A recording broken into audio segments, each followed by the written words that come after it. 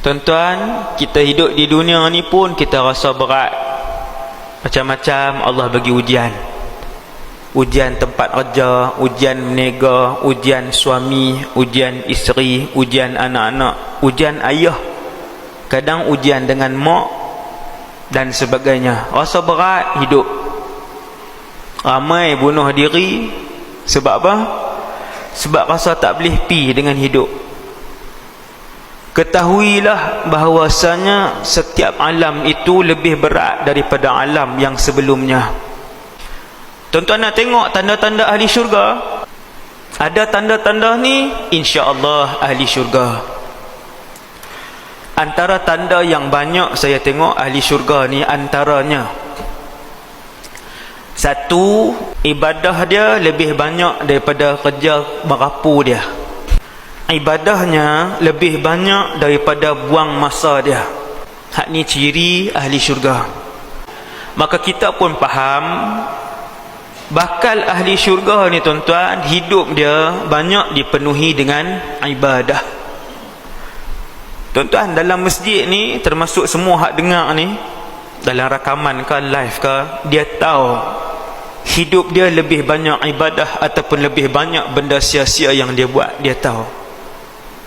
Tiap-tiap orang, termasuk saya yang bercakap, kita tahu sehari 24 jam yang Allah bagi kepada kita, apakah lebih banyak maksiat dan benda kosong yang kita lakukan, ataupun apakah lebih banyak ibadah dan kebaikan yang kita buat kepada Allah Subhanahu Wa Taala. Kalau kita koreksi diri, kita tengok alhamdulillah, dalam sehari banyak ibadah yang kita buat, insya-Allah ada ciri ahli syurga, iaitulah mereka tidak mendengar di dalam syurga. Ahli syurga, nanti kita masuk syurga, Allah Ta'ala cerita siap-siap, antara suasana syurga yang kamu akan tengok ialah penduduk di negara syurga tidak akan mendengar perkataan kosong dan perkataan dosa. Sembang kosong, sembang dosa. Ayat kosong, ayat dosa. Kalam kosong, kalam dosa. Tak ada dalam syurga. Ini ciri ahli syurga.